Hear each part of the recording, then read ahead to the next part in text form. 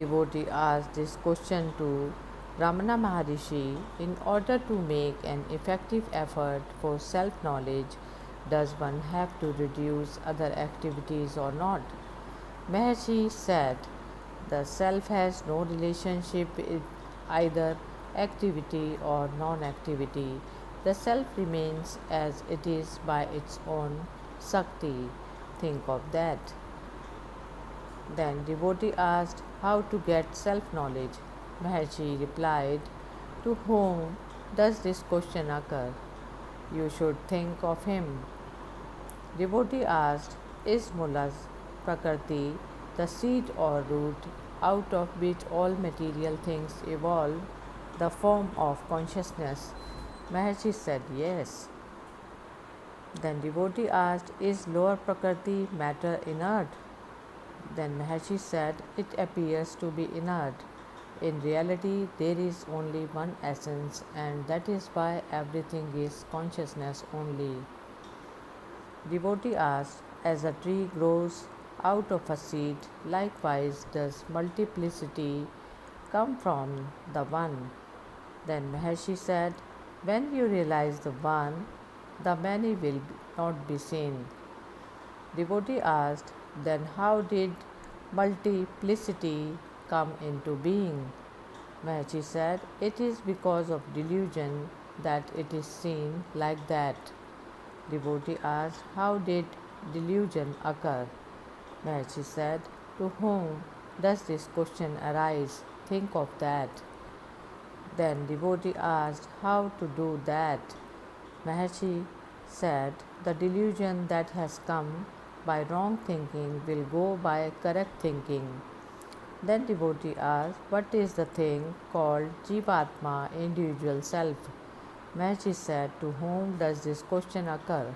Think of that, meaning think of who you are, and by thinking of what you really are, all the difficulties will be removed. Devotee asked, in one of your books, it is written that the mind should be annihilated. How to do this work? Maharishi said, it will be easy to destroy the mind if one knows the real nature of the mind. Then devotee asked, is the remembrance of past sanskaras the ingrained habits of the mind that cause it to behave in a particular way called mind? Maharishi said, the sanskaras and the results of those sanskaras are not real. During sleep they go away. Then devotee asked, how to control such a mind? Maharishi said, except for inquiry into the self, there is no way that the mind can be destroyed. Then devotee asked, how to meditate? Maharishi said, being aware of the self is the real meditation. When the mind gives up its habit of choosing and deciding, it runs towards its own real nature. At that time, it gets involved the established state. When the ego gets more powerful, and entry into it, this state doesn't take place. He asked, should we be patriotic and should we not serve our country? Maharishi said, first be what you are. Therein lies all truth and happiness. While trying to become someone else, the ahankara gets in. You think that the world will be conquered by your power, but when you turn inward towards the self, you will know that a higher power is working everywhere. Then devotee asked, does God bestow grace on jivas or not? Then Maharishi said, however much you remember God, God remembers you much more. Then devotee asked, why does God allow so much injustice to go on, and why is there so much insufficiency among us? Maharishi said, go to God and ask Him about it. Then devotee asked, I cannot go there to him.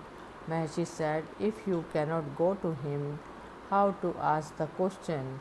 Weak people do not get liberation. Then devotee asked, "What I cannot see with my eyes, I do not believe in. God is not seen by me, so I do not believe in him." Maharishi said, "I cannot see your brains, so what is wrong if I believe that you have no brains?" Then devotee asked, "Will we have to undergo the fruits of our present karma in the next birth or not?" Maharishi said, "Are you born now? Why do you think of other births? The fact is, birth and death are not real. The thoughts of rebirth are the thoughts of ignorance. Through the thoughts of self knowledge, the thoughts of birth and death get snapped and one gets established in the self. Truly, actions do not trouble us. It is only the sense of performing actions that does. The idea of doing the actions or leaving them is false. Think of the one who does the karma." Then devotee asked, "We should make all men the same." Maharishi said, "Put everyone to sleep and everyone will be the same." Then devotee asked, "Who is sleeping?" Maharishi said, "The knower, Paramatma, is sleeping. Adhishthana doesn't wake up or sleep. During sleep, the knower, the means of knowing, and the known get dissolved, leaving the activity-less state of Atma." Then devotee asked, "If the Atma is without activity at that time, how then does it know itself?" Maharishi said, "For the Atma there is nothing to know or be known. It is the one who has no knowledge who has to make an effort to gain knowledge. This is what takes place in the waking state.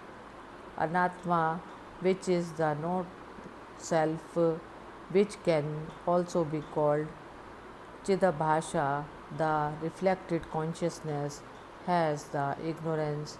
So, this reflected consciousness has to make an effort for jnana or knowledge.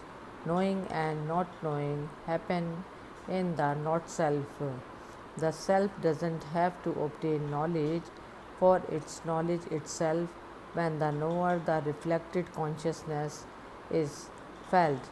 At the same time,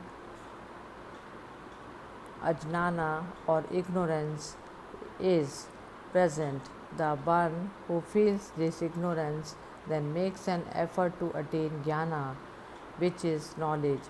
When the reflected consciousness gets the knowledge, it is no longer remains. This is because the reflected consciousness always remains with ignorance or mrityu jnana, false knowledge. During sleep, there is no reflected consciousness, so at that time, the false knowledge is not to be obtained.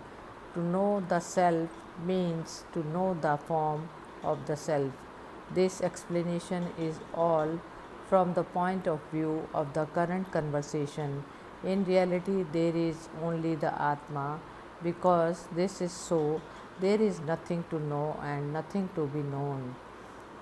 Then devotee asked, "In Mysore state, somebody has written a book called Mula Vidya Nirasa, the removal of basic ignorance.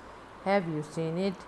Maharishi said, "In the self there is no ignorance, so there is no need to remove it." Then devotee asked, "I do not know how to give up karma." Maharishi said, "Why do you believe that you are the one who does the karma?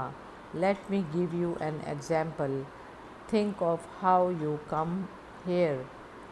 You got into a bullock cart at your house, reached the station and boarded the train.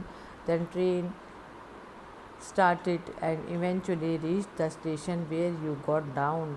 Then you got into a bullock cart again and now you are sitting here.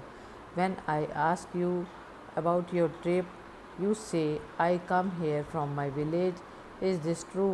The cart and the train moved, not you, just as through a mistake you believe the movement of the cart and the train to be your own, so also all your other actions through a similar mistake you believe to be yours. These actions are not yours, they are Bhagwan's. Then devotee asked, if one were to keep such a state of non-action, the mind would become void and no worldly activities could be done. Maharshi said, first obtain this state where no differences arise and then tell me whether actions can be done or not. Truly speaking, as long as the body is there, some activity is bound to happen. Only the attitude I am the doer has to be given up. The activities do not obstruct. It is the attitude I did that is the obstruction. Devotee asked, if such a sight of unity is given to everyone, they are likely to remain in this mode and fall into immortality. Maharshi said, misconduct, hatred, and attachment are the result of the differences caused by the discriminative intellect. When the proper sense of oneness comes, thoughts of misconduct will not arise.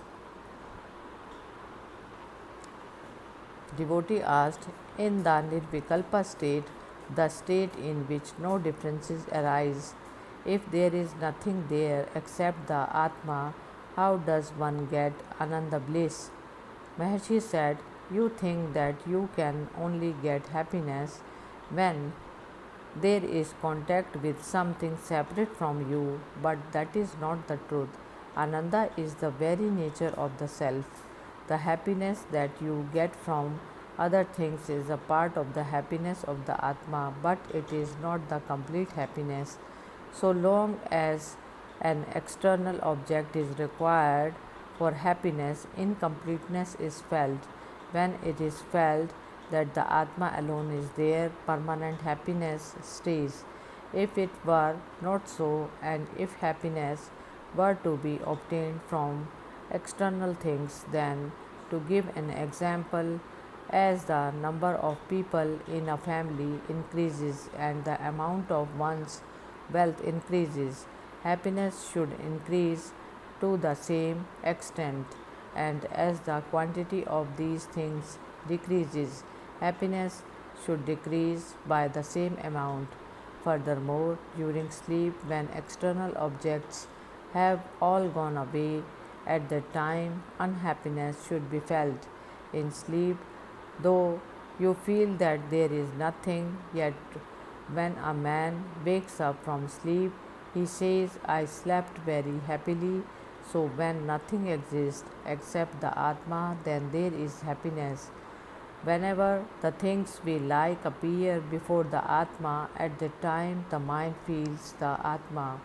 Truly speaking, Ananda exists only within the Atma, and apart from it, there is no other Ananda, and that Ananda is not separate or far away. If you are in a state that is giving you the experience of Ananda, at that time you are actually diving into the Atma. It is because of this diving into the Atma that you get the bliss of the Atma. However, because of your association with incorrect thoughts, you project the cause of the Ananda onto external things. When you experience Ananda, you are unknowingly diving into the Atma. The truth of one's own real nature, which is the Atma, is that it is an undivided oneness. One's own reality is Ananda, that is what you are. If you were to dive knowingly into the Atma with the conviction born of this experience, then the state of self would be experienced. Then devotee asked, worries of worldly life trouble me much, and I do not find happiness anywhere. Then Maharishi said, do these worries trouble you in sleep? Devotee said, no. Then Maharshi said, "Are you the same person now as you were in sleep, or are you not?" Then devotee said, "Yes." Maharshi said, "So it proves that the worries do not belong to you. Those who believe the mind to be real will not be able to subdue it. In the state in which the mind appears to be real, the thief cheats by putting on the dress of the policeman in order to pretend to catch himself. Hence, we must know how to destroy the mind by knowing its real nature. People ask me how to control the mind. The answer is, show me the mind. It is but a bundle of thoughts. How will the mind, which is a collection of thoughts, come under control by a thought of controlling it? Reach its source, therefore seek the Atma, all misery will come to an end if you turn your mind inward. If you feel that the world is created by the imagination of the individual soul, then that imagination must be given up. If you think that God has created the world, then surrender to Him all your responsibilities and leave the burden of the whole world to Him.